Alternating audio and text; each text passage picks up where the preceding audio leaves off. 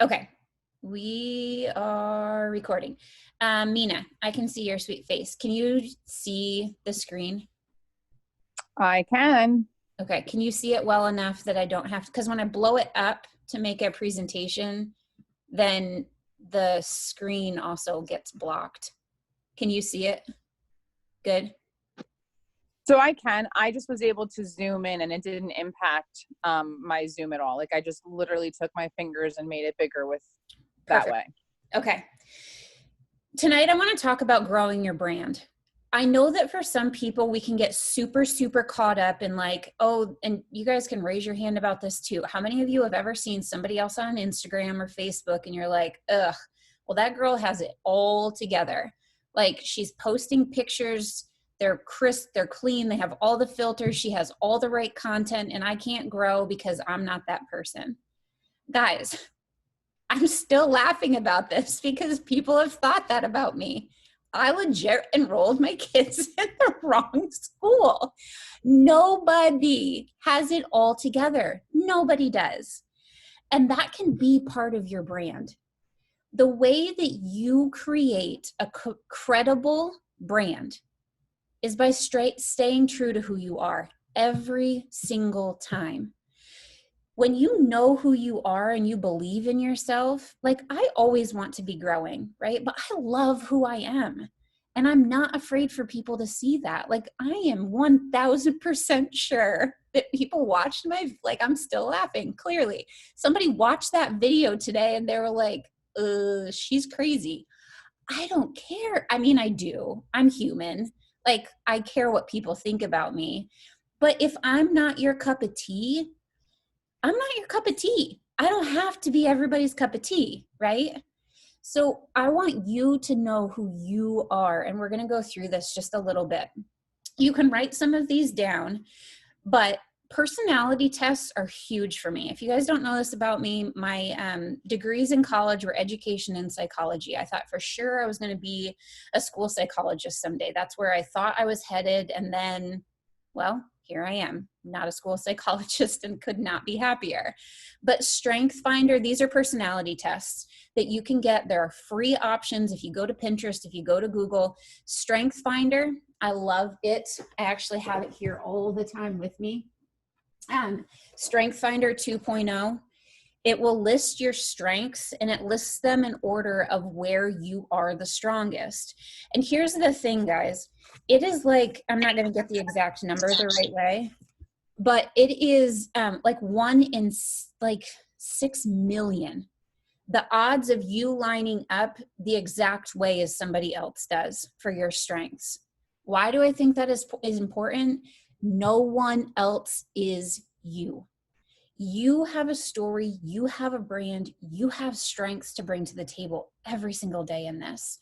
And when we try to be somebody else, it's just not credible, right? People can see through that. So Strength Finder, I love the Enneagram. It has changed so much for me knowing who I am. My personalities actually fight against each other a little bit, which has been super important for me to realize about myself, and also what my husband is and what my kids are. We all mesh much better knowing those things about each other. Myers-Briggs is really good too. And then knowing your love languages and knowing the love languages of your friends. And we're going to do a little bit of work with this in our team page, because here's the other thing. As you grow, it is super important to know who you are and also who your team is. Because like Mina, I can see her face on here. She's one of my best friends. We know that when we call each other, we have very different personalities with some things. But we also know each other's love languages and we know how to talk to each other about stuff so that we're not butting heads when we have conversations. We can have the hard conversations because we know each other well enough, but also because we know who we are well enough because we've done these things. So take a screenshot of this. I would start for every single one of you with the Enneagram and your love languages, and then go to Strength Finder and then Myers-Briggs if you're interested in those things. They're super quick. Last thing that I will say about this is that I don't want you to get so caught up in these personalities that it becomes a crutch. And here's the example of this. So on the Enneagram, I am a 2. An Enneagram 2 loves to be a helper. They also love to like I would sit in a circle with anybody and like sing Kumbaya and just everybody be friends. I don't like conflict. I don't like drama. And what I mean by having that as a crutch is that I could hide behind that, right? Like, oh, I don't like drama. I don't like conflict. So I'm not going to have the hard conversations with you. Your personality is your personality, but you still get to jump outside of your comfort zones. And the reason that I think that these things are really super important is because they help you to identify who you are and what your brand is as well.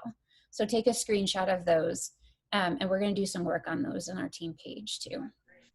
Okay, we've talked a little bit, and if you guys have questions, drop them in the comments too, and we'll open it up a little bit afterwards.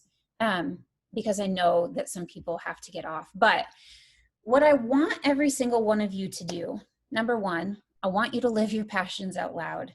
But the goal of branding, the goal of sharing Plexus is not to attract every single person on social media. You want to attract the people that resonate with you. That does not mean that we don't love on every single person.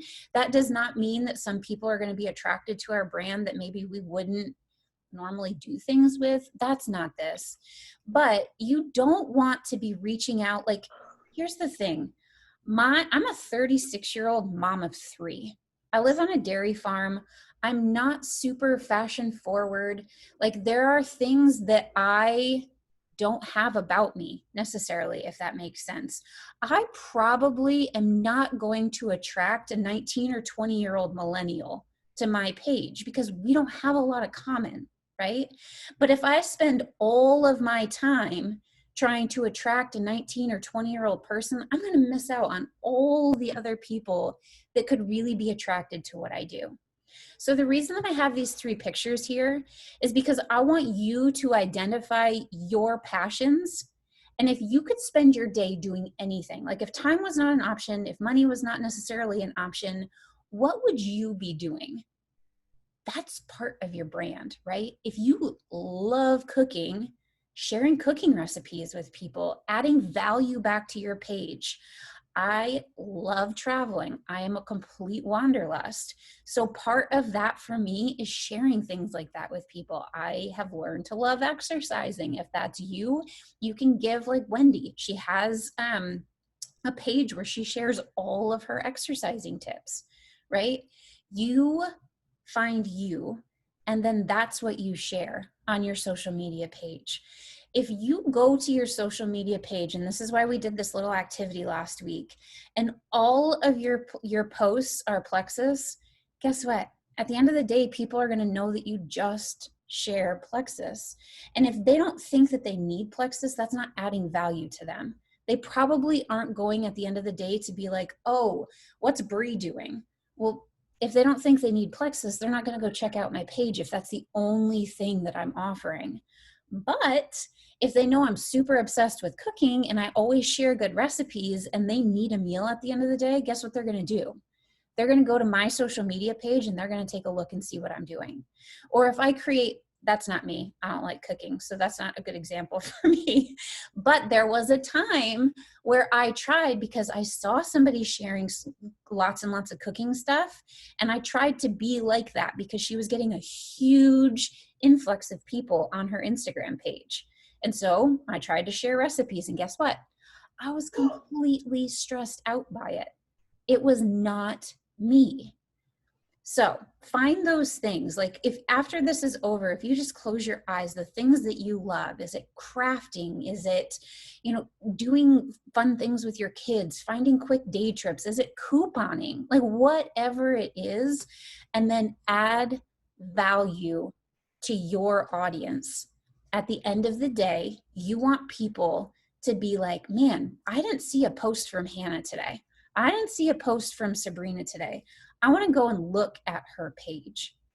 That's attractive marketing. Okay. All right. Your social media storefront. Guys, this is a really, really big one. Let me see if I can get this out of this. And here's how I want you to picture this. Oh, see? Anybody can do this. Now I can't even get it to move from the center of the page. What in the world? Okay. Here's what I want you to picture for your social media storefront. Some people do not picture your Facebook pages like this, but once you start sharing Plexus, you have a storefront and it is your Facebook page. Would you, and this is going to seem really silly, but if you're walking down the street and you see a storefront, a boutique, and it has bars on the window, and it has tons of negative and tons of complaining, and it has a picture of a cat or a picture of a landscape, you have no idea what is inside of that store, you're probably not going to want to walk into it, right? That sounds pretty upfront, right? However, if the next store that you see is bright and cheerful and it has ads in there where you know exactly what is in that storefront and it pulls you in, and when you walk in the store, people are super excited and they greet you and they talk to you and they interact with you, what store are you most likely to go back to? The obvious choice, right? The second one. Your social media is the same way. You want it to be a picture of you. And I am not saying, I just had this conversation with a couple of other leaders in our company today where we were talking about freedom of speech. I'm not saying don't share your values. Don't share the things that you love the most and that you believe in. But especially right now, guys, everyone is so highly offended by things. And if you are constantly putting things on your social media that cause people to like just tense up, that's probably not the best thing for you for attraction marketing, if that makes sense. You want your social media to reflect who you are. And I love this quote, branding is what people say about you when you aren't in the room. I know what people say. I mean, let's be honest, I don't know what people say, but I know that people call me the Plexus crazy person or the Plexus girl, right? I love that people call me that. You know, I love that people know that I love traveling. Most people, when you meet me in person, I would think, would say that my social media is the exact same way. I'm not hiding anything. So make sure and do honest assessments of your social media accounts. So I have, sometimes I've shared this with you guys, my husband will go down through my social media account and he just gives me an honest assessment of what he thinks about it. And I think that those things are really, really good. Okay, your ideal client. Who are they? You can screenshot this part too. Who are they? What do they want? What do they need? Where are they now? Where do they want to be? And how can you help them?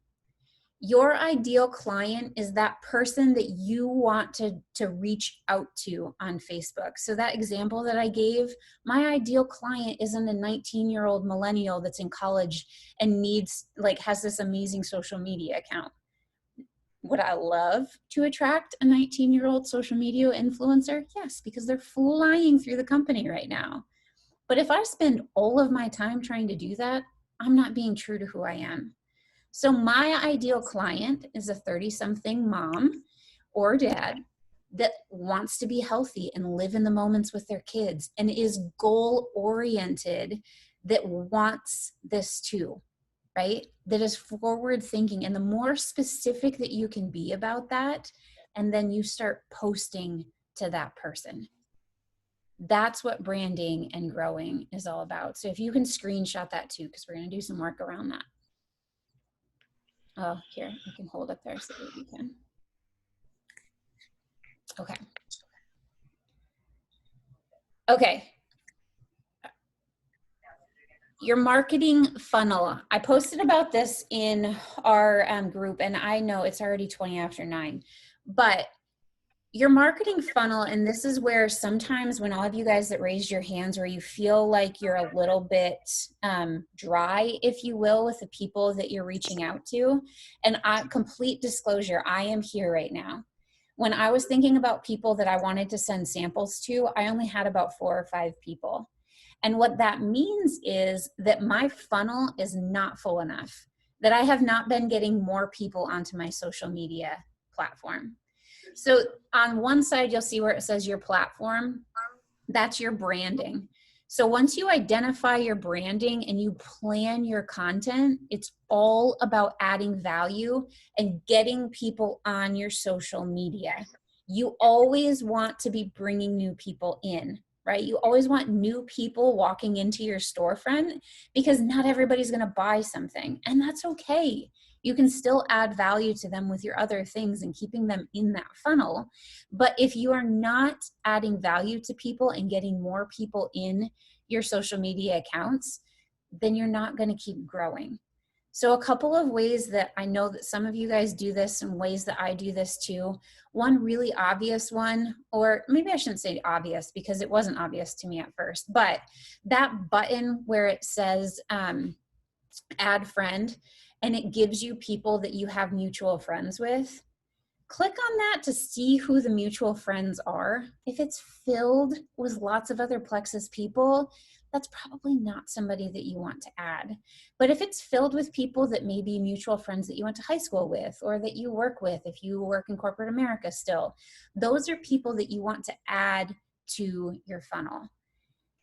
Now, guys, the big thing about this is that you don't immediately want to message them about Plexus. That is not what this is about. The other way that I get people on my Facebook page is when I'm out in public and I strike up a conversation, and this definitely worked better pre-COVID, but when I would strike up a conversation with people in public, I would just hand them my phone. We never really talked about Plexus. And in fact, if it kind of came up what I did, I would just say I work for a social sharing company, and then I would change the subject. Not because I'm ashamed of what I do, but I want to draw them in to me. So I would hand them my phone and I would just have them add themselves to Facebook. When I take it back, I screenshot it, and then I would send them a message that night and just say, I love talking to you about X, Y, and Z. And then they're on my Facebook, so my Facebook can do the talking for me. And that's where that engagement and interest comes in. So you're adding people to your funnel, they're getting on your Facebook page, and then they get to make a decision about what you are sharing. Okay. And then this, if you guys want to, I don't love these presentations when I can't see your faces. Okay.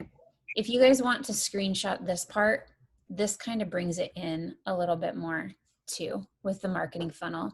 And actually, I'll just send this. I'll put this in the copy of the Zoom chat for all of you guys. But the first part of it is that awareness when they're getting onto your Facebook page, and then the consideration part, and then letting them see what you have to offer.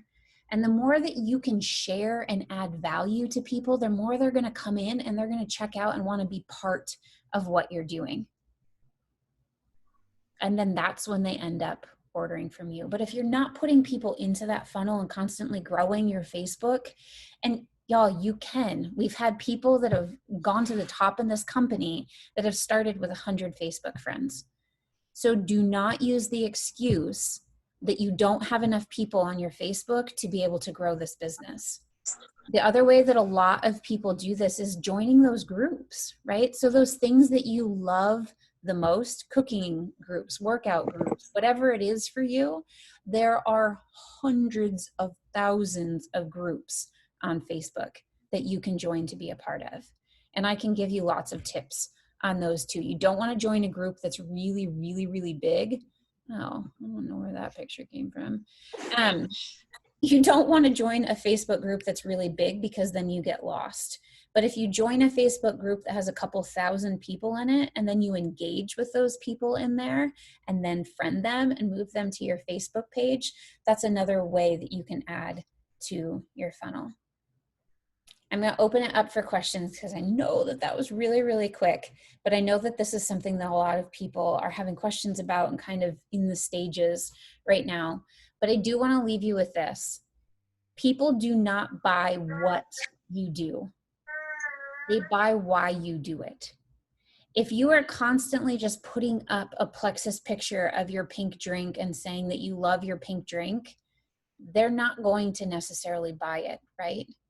But if you change that and you put up a picture of you being present in the moment with your kids or doing whatever you love doing after you've worked all day, or getting up earlier in the morning to be able to have the energy to work out, or if you're somebody that suffered from migraines for years and now you're not, those are the things that people are dealing with every single day. And if you're posting about that and being bold about that with those people, they're going to buy why you're doing it. That's what people really want to be able to know. Okay. Was that helpful? Enneagram is scary accurate. We'll talk about personality tests a little bit too. Questions about any of that? I never want anybody to seem like this is like mass producing and impersonal. That's not what this is about at all. I think that it becomes even more personal once you know who you are, and then you can start branding yourself and getting people on your Facebook that way. Go ahead and unmute yourself if you have questions. I'm going to stop recording.